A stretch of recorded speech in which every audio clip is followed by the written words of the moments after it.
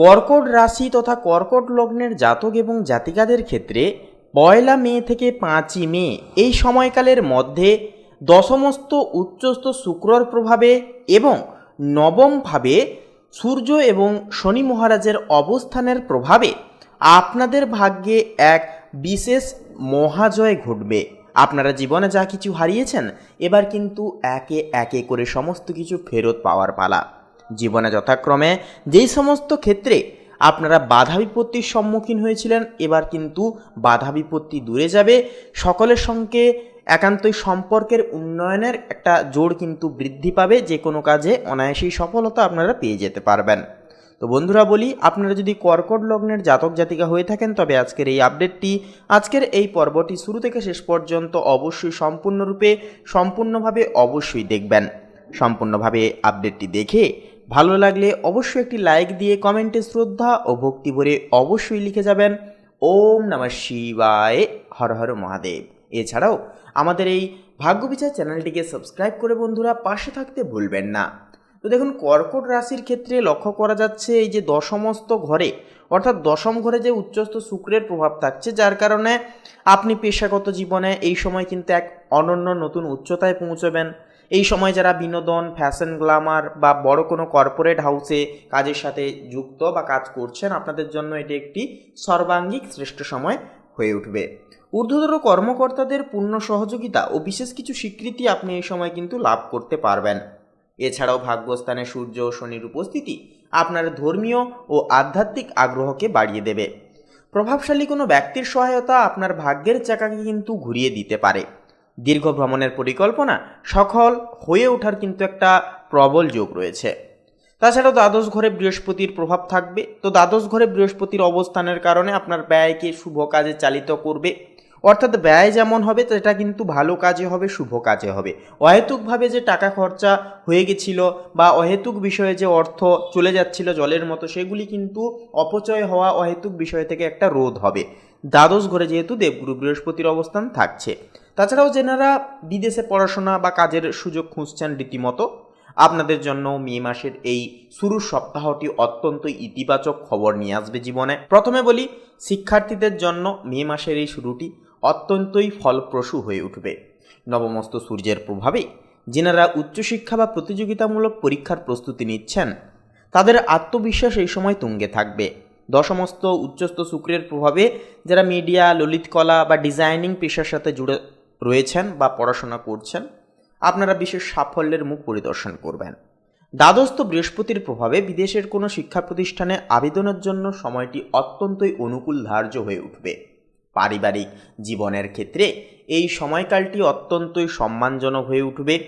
দশমস্ত শুক্রের প্রভাবে পরিবারে আপনার কদর বাড়বে এবং আত্মীয়দের সাথে সুসম্পর্ক রীতিমতো বজায় থাকবে।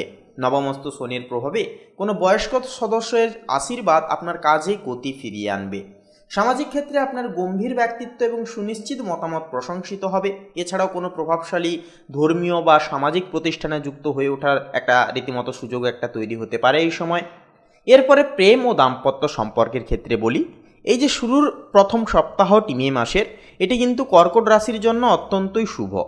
দশম ঘরে যেহেতু উচ্চস্থভাবে শুক্র অবস্থান করছে, যা প্রেমের সম্পর্কে এক ধরনের রাজকীয় আভিজাত্য ও স্বচ্ছতা ভাব বজায় নিয়ে আসবে। জীবনসঙ্গীর সাথে আপনার বোঝাপড়া অত্যন্তই মজবুত হবে এবং তার সহায়তায় আপনার ক্যারিয়ারে উন্নতি ঘটতে দেখা যাবে। যারা নতুন সম্পর্কের জড়ানোর কথা ভাবছেন, একক জাতক জাতিকা রয়েছেন, আপনাদের জন্য কর্মস্থলের কোনো পরিচয়ের মাধ্যমে শুভ প্রস্তাব একটা আসার প্রবল যোগ দেখা যাবে। কর্মজীবনে আপনি এই সপ্তাহে এক অপ্রতিদ্বন্দ্বী নেতৃত্ব দানকারী হিসেবে নিজেকে প্রমাণ করতে পারবেন। দশমস্ত উচ্চস্থ শুক্র নির্দেশ করছে যে যারা প্রশাসন, শিক্ষকতা বা সৃজনশীল ব্যবসার সাথে যুক্ত, আপনাদের জন্য এটি একটি মাইন্দ্রক্ষণ হয়ে উঠবে। নবমস্ত সূর্য ও শনির প্রভাবে সরকারি কাজ বা বড় কোনো প্রজেক্টে আপনি বিশেষ গুরুদায়িত্ব কিন্তু পেয়ে যেতে পারবেন। ব্যবসায়ীরা এই সপ্তাহে নতুন কোনো বিনিয়োগে বড় মুনাফা লাভের একটা কিন্তু যোগ তথা স্বীকৃতি নিধিত্ব পেয়ে যাবেন। আর্থিক দিকের ক্ষেত্রে বলি, দেখুন, আর্থিক ব্যবস্থাপনার ক্ষেত্রেও 1 মে থেকে 5 মের সময়কালটি কর্কট রাশির জন্য অত্যন্তই শক্তিশালী থাকবে। একাদশপতি শুক্র দশমে উচ্চস্থ থাকায় আপনার আয়ের প্রবাহ পাথরের মতো শক্ত হবে। হঠাৎ কোনো বিশেষ সূত্র থেকে বা পুরনো কোনো বিনিয়োগ থেকে বড় অঙ্কের মুনাফা পাওয়ারও কিন্তু প্রবল যোগ সম্ভাবনা রয়েছে। দ্বাদশস্থ বৃহস্পতির প্রভাবে সঞ্চয় সুরক্ষিত থাকবে এবং ব্যয়ের ওপর নিয়ন্ত্রণ একান্তই কিন্তু আপনাদের একটা বজায় থাকবে। এরপরে শারীরিক স্বাস্থ্যের ক্ষেত্রে কথা বলতে গেলে আপনি অত্যন্ত সতেজ ও প্রাণবন্ত অনুভব করবেন নিজেকে নিয়ে। তবে নবমস্থ সূর্যের কারণে রোদে ঘোরাঘুরি করার সময় শরীরের বিশেষ যত্ন নেওয়াটা যথার্থভাবে প্রয়োজন সাব্যস্ত হয়ে উঠবে। এছাড়াও বন্ধুরা, একান্তই দ্বাদশস্থ বৃহস্পতি আপনাকে মানসিকভাবে অত্যন্ত শান্ত, আত্মবিশ্বাসী এবং আধ্যাত্মিকভাবে শক্তিশালী রাখবে। নিয়মিত প্রাণায়াম করা এবং আধ্যাত্মিক চর্চা আপনার জীবন শক্তিকে কিন্তু অটুটভাবে ধরে রাখবে। এছাড়াও বলবো বন্ধুরা, আপনারা যারা high blood pressure, blood sugar জনিত সমস্যায় দীর্ঘদিন ধরে জড়িত আছেন, অবশ্যই এই সময়কালে খাদ্য পণ্যের ওপর বিশেষ নজরদারি রেখে চলবেন। তাছাড়াও কিডনিজনিত সমস্যা কিংবা অ্যালার্জিজনিত সমস্যাও কিন্তু একটা দেখা যাবে। বৃহস্পতির প্রভাবে মেদ বৃদ্ধি পেতে পারে, শরীরে একটা আলস্যের ধাত কিন্তু লক্ষ্য করা যাবে প্রত্যেকটা কাজে। এই আলস্য ভাব একান্তই কাটিয়ে উঠতে অবশ্যই ভোর ভোর ঘুম থেকে উঠবেন। ঘুম থেকে উঠে অবশ্যই সবার আগে 10টা মিনিট আপাতত মেডিটেশন করবেন, প্রকৃতির সান্নিধ্যে সময় কাটাবেন। দেখবেন মেদের যে আধিক্য সেটা কিন্তু আপনাদেরকে ছাস করতে পারবে না, বা আলস্যভাব কিন্তু শরীর থেকে অনেকটাই কেটে যাবে। প্রত্যেকটা কাজে এনার্জি আপনারা কিন্তু ফুলফিল পেয়ে যাবেন। তো বন্ধুরা, এছাড়াও বলবো এই সময়কালে রীতিমতো আপনারা সকালে অবশ্যই স্নানের শেষে সূর্যদেবকে অর্ঘ্য তথা জল নিবেদন করবেন।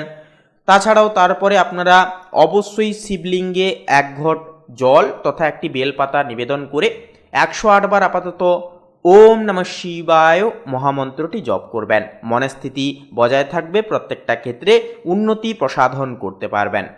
তো বলি বন্ধুরা, এই গ্রহবিন্যাস কিন্তু জীবনে একটা প্রতিফলিত পরিবর্তন আনবে। অবশ্যই এই সুযোগকে আপনারা হাতছাড়া করবেন না, রীতিমতো সুযোগকে কাজে লাগান এবং বিশেষ কিছু করে দেখান।